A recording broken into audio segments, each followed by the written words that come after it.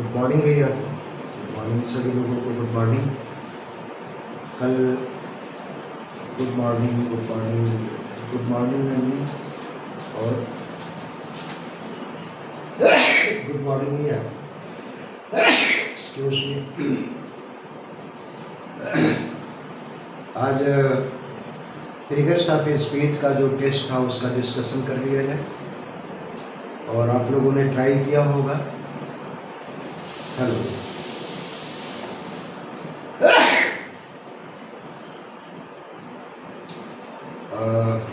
ऐसे क्या बात रह गई कि भैया जो है पल्ले नहीं पड़ा?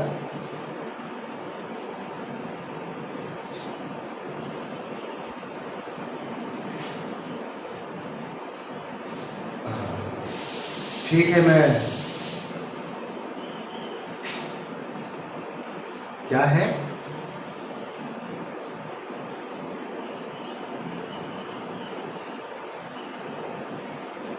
तो इसीलिए तो मेहनत करके लिखा गया।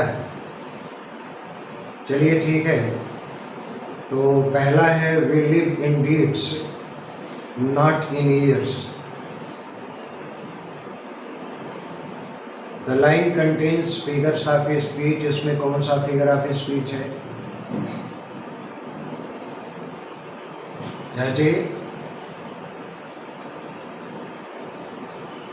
हाँ जी बताएं। हाँ जी, जी बोले। अरे अच्छा, कैसे बेटा? कैसे जो है वो पेपर नहीं पहुंचाएंगे? सौरभ साहब सौरभ बोल रहे हैं। अच्छा अच्छा, तो किस लिए मैं अभी पूछता हूँ। हाँ जी, अच्छा अच्छा, सेकंड पेज पहुंचा। तो पहले में है एंटीथेसिस है।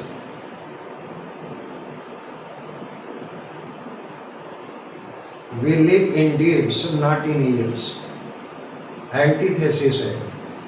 आपने डेफिनेशन में पढ़ा था, जब एक स्टेटमेंट का इक्वल और अपोजिट स्टेटमेंट आ जाता है तो उसमें एंटी का मतलब होता है अपोजिट और थेसिस कहते हैं स्टेटमेंट।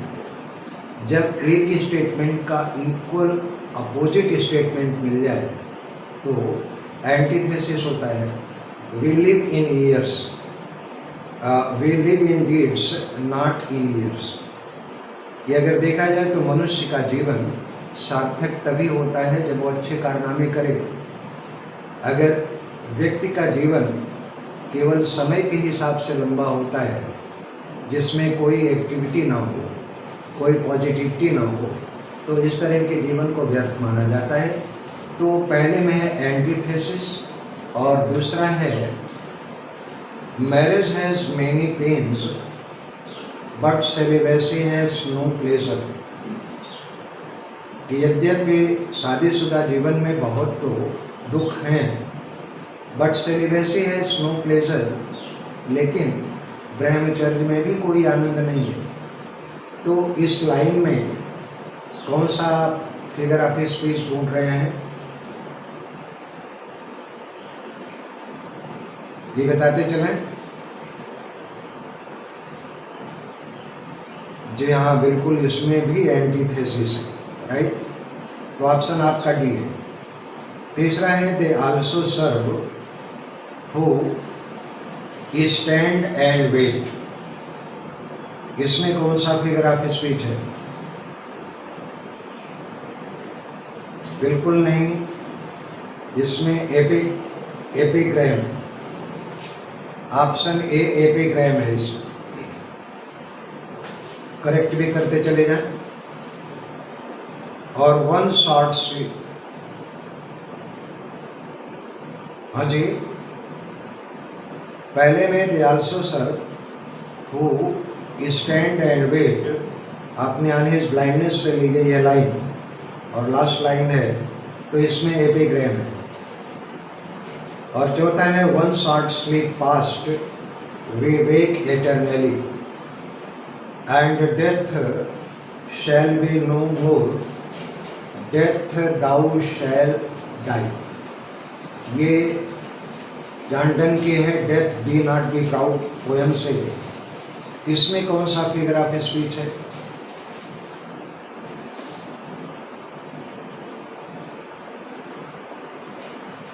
नहीं, ये बिल्कुल सही है, बिल्कुल पैराडॉक्स ही है। वन शॉर्ट स्लीप पास्ट वे वेक एटर्नली। इसी लाइन में अगर देखा जाए तो एक दूसरे, जैसे वन शॉर्ट स्लीप का पैराडॉक्सिकल स्टेटमेंट है वे वेक एटर्नली, एक छोटी सी नींद फिर इसके बाद शाश्वत जागरण, तो वो पैराडॉक्स है। और पांचवा है डू दैट गुड मिस्टीफ विच में मेक दिस आइलैंड दाइन फॉर एवर। ये लाइन शेक्सपियर के टेम्पेस्ट से ली गई है और स्टेटमेंट है, बता सकते हैं किसका? टेम्पेस्ट की हीरोइन कौन है? मिरांडा का स्टेटमेंट है। तो इस लाइन में कौन सा फिगर ऑफ स्पीच आप लोग ट्रेस कर रहे हैं?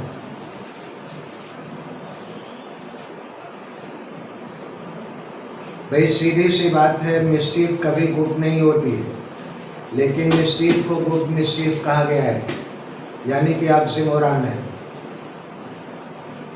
करेक्ट। और सिक्स्थ है he is not the brightest man in the world. इसमें कौन सा फिगर ऑफ स्पीच है? जी बिल्कुल सही है, लिटोटेस है। He is not the brightest man in the world. अगर देखा जाए तो इसमें लिटोटेस है। क्यों? कि वह दुनिया में, ये वर्ड नहीं है भैया, वर्ल्ड कर दें, WORLD, वह दुनिया में सर्वाधिक बुद्धिमान व्यक्ति नहीं है, अर्थात वह दुनिया में उससे भी ज़्यादा लोग बुद्धिमान हैं। सेवंथ है no louder shrieks to pity in heaven are cast when husband die or when lapdog breath is last। ये कैंटो फर्स्ट से ली गई लाइन है, रेप ऑफ लॉक से, अलेक्जेंडर पोप का। तो इस लाइन में आप बताएं कि कौन सा फिगर ऑफ स्पीच है? बड़ा आसान सा है, एंटी क्लाइमैक्स है, एंटी क्लाइमैक्स। चलिए नेक्स्ट जो है, they left warm precincts of the cheerful day। They left warm precincts of the cheerful day। ये line stanzas written in a country churchyard का है। इसमें कौन सा फिगर ऑफ स्पीच है?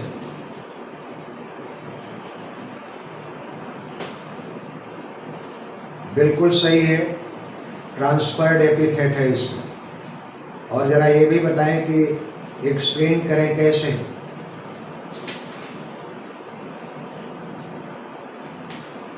वास्तव में चीयरफुल अटैच होना चाहिए प्रेसिंग्स के साथ और वार्म अटैच होना चाहिए डे के साथ,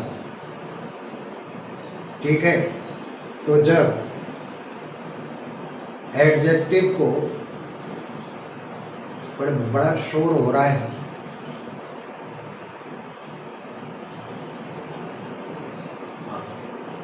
ये कहाँ से आवाज़ आ रही है? चलिए अब क्लियर होगा। तो इसमें ट्रांसफर्ड एपिथेट है। नाइन्थ क्वेश्चन देखा जाए, like a child from the home, like a ghost from the टूम, I arise and built it again. ये लाइन पीवी शैली ने कहा है। इसमें बताइए कौन सा फिगर ऑफ स्पीच है? बिल्कुल सिमिली है। 10th क्वेश्चन है, he that formed eye shall he not see, जिसने आंखें दे रखी हैं तो क्या वह देख नहीं सकता। ये लाइन शाइलाक की है। जी हाँ, बिल्कुल सही है, इंटेरोगेशन है। और लाइन शाइलाक ने बोली है मर्चेंट ऑफ वेनिस में। Oh that those lips had language, oh that those lips had language। इसमें बताएं आप कौन सा फिगर ऑफ स्पीच है। एक्सक्लेमेशन बिल्कुल सही है, नहीं, exclamation. She sighed a sigh and prayed a prayer। इसमें बोले एक सीधी सी बात टाउटोलॉजी है। टाउटो का मतलब होता है रिपीटेशन, और लोकिया कहते हैं स्टेटमेंट। तो यानी कि repeating the same thing twice over. तो she sighed a sigh and prayed a prayer, अगर देखा जाए तो सी साइड में ही बात पूरी हो जा रही है और असाइड सुपरफिशियल है। फिर प्रेड भी अपने आप में सेंटेंस पूरा है, और प्रेयर की भाई प्रेयर के लिए ही आता है, तो इसलिए टाउटोलॉजी है इसमें। और the moment and the vessel passed, ये लाइन है मिल्टन की। इसमें हाँ जी बिल्कुल सही है, जी उपमा है, करेक्ट। मेहनत काफ़ी आप लोगों ने किया है, अच्छी बात है। और 14th है, for the sky and the sea and the sky lay like load on my weary eye. ये एंशियंट मैरिनर से ली गई है लाइन। और एंशियंट मैरिनर बूढ़ा नाविक बोलता है, पता ही चल गया होगा कि एंशियंट मैरिनर का राइटर कौन है, कॉलरिज है। इसमें फिगर ऑफ स्पीच कौन सा है, for the sky and the sea, हाँ जी क्यासमस है, बिल्कुल ऑप्शन डी करेक्ट है, क्यासमस। और much have I travelled in the realm of gold, ये लाइन किट्स की है और पोयम का नाम है। पहले पूरा सुन लिया करें, मैं अतिरिक्त भी इंफॉर्मेशन देता चल रहा हूँ कि much have I travelled in the realm of gold. जैसा कि देख रहे हैं कि ये लाइन किट्स की है और पोयम का नाम है on first looking of Chapman's Homer. उस पोयम से ली गई है ये लाइन। इसमें फिगर ऑफ स्पीच बताएं कौन सा है। बिल्कुल हाइपरबेशन है, हाइपरबेशन को ही इन्वर्जन भी कहते हैं, ठीक है। चलिए करेक्ट ऑप्शन है आपका।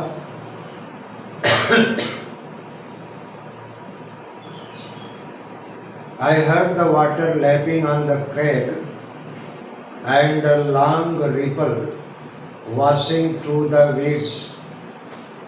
इसमें कौन सा फिगर ऑफ स्पीच है?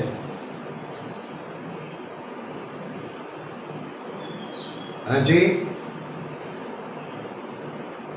ओनोमैट, हाँ जी ओनोमैटोपिया है, बिल्कुल ऑप्शन सही है।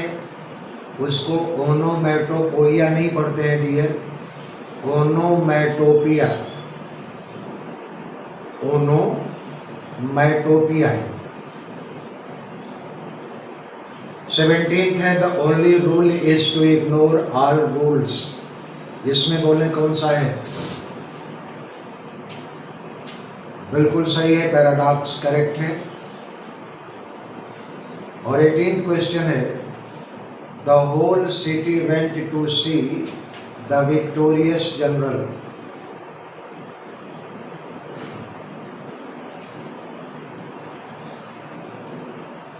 बिल्कुल नहीं, सीनिक दोषी भी नहीं, इसमें मेटोनिमी है।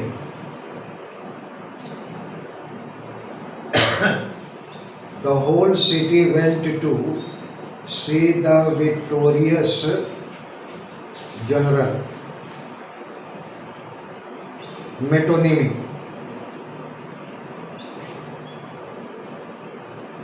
अब भाई होल सिटी का all dwellers in the city, शहर में जितने भी बाशिंदे थे, लेकिन उनको दिखाया जा रहा है किस नाम से, होल सिटी से, तो वो मेटा और ओनामा है, यानी कि मेटोनिमी।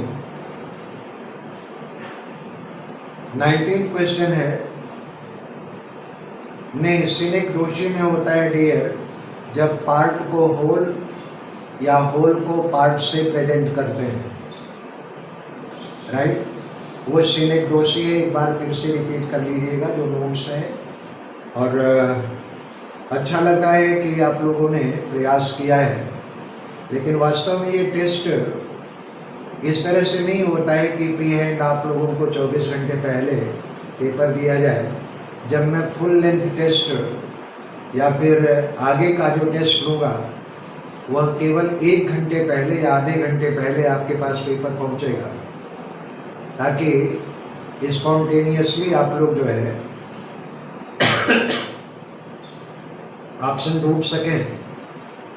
चलिए 19 क्वेश्चन है, सिंपल, इरेक्ट, शिवियर, ऑस्टियर, सबलाइन, इसमें कौन सा फिगर ऑफ स्पीच है?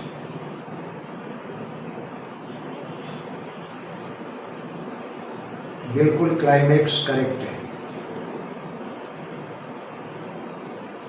भाई जब किसी भी वस्तु या व्यक्ति के गुणों को बढ़ते हुए क्रम में पिरोया जाए तो क्लाइमेक्स होता है, और किसी व्यक्ति या वस्तु के उच्चतर गुणों से जब हम निम्नतर गुणों को व्यक्त करते हैं तो एंटी क्लाइमेक्स होता है। क्या है? O judgement thou art fled to brutish beast, Shakespeare की लाइनें हैं। इसमें आप बता दें कि कौन सा फिगर ऑफ स्पीच है।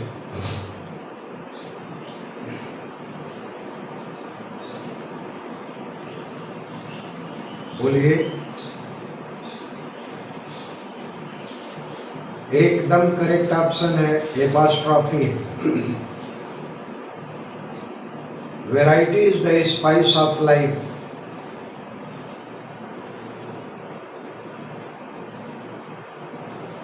मेटाफर एकदम सही है। अगर हम इसी को ये भी कह सकते हैं कि variety is like the spice of life, या ये भी कह सकते हैं as spice enhance the flavour of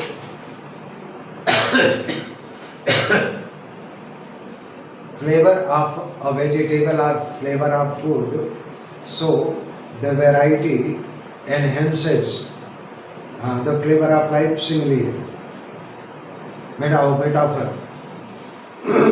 Variety is the spice of life, a metaphor. और इसी को यूँ कह दिया जाए, variety is like the spice of life, तो ये मेटाफर हो जाएगा।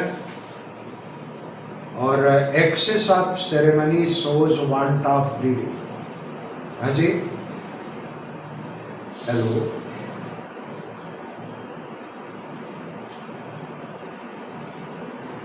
हाँ, जब उसमें आप लाइक्स और एज जोड़ देंगे तो सिमिली हो जाएगा। नेक्स्ट है excess of ceremony shows want of breeding. ये लैटिन प्रोवर्ब है। Excess of ceremony shows want of breeding. इसमें 20 सेकेंड में आप बताएं। एपिग्राम है, बिल्कुल करेक्ट।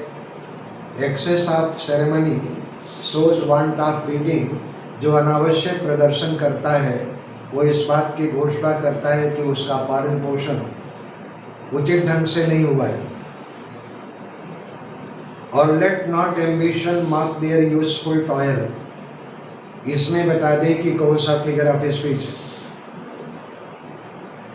हाँ जी, नॉट डियर बिल्कुल गलत है। हाँ जी, 20 सेकेंड, फिर से इसमें अक्सर पूछा गया है कई बार और ज़्यादातर लोगों ने पर्सनिफिकेशन ही लगाया है। ये लाइन बहुत से बोर्ड एग्जाम में भी पूछी गई है, let not ambition mark their useful toil.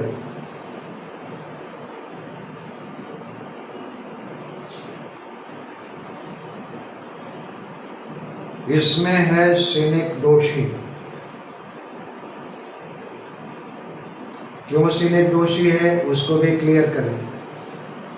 देखिए, एम्बिशन, वास्तव में एम्बिशन को पर्सनिफाई नहीं किया गया, बल्कि होल को पार्ट से व्यक्त किया गया है। Ambition stands for those people who are ambitious, इसलिए इसमें सिनेक्डोशी है। और इसीलिए अक्सर ये पूछ लिया जाता है।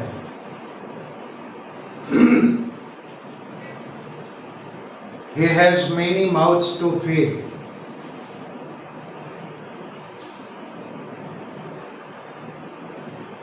बोला इसमें ना, इसमें भी सिनेक्डोशी है डियर।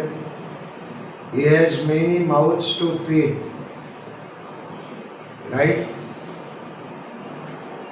चलिए, ये तो हो गया पूरा, और एक पार्ट अभी और आपके पास पहुंच जाता है। फिर कल आप लोग डिसाइड कर लीजिएगा राइटर शुरू करें या फिर लिटरेरी टर्म शुरू करें।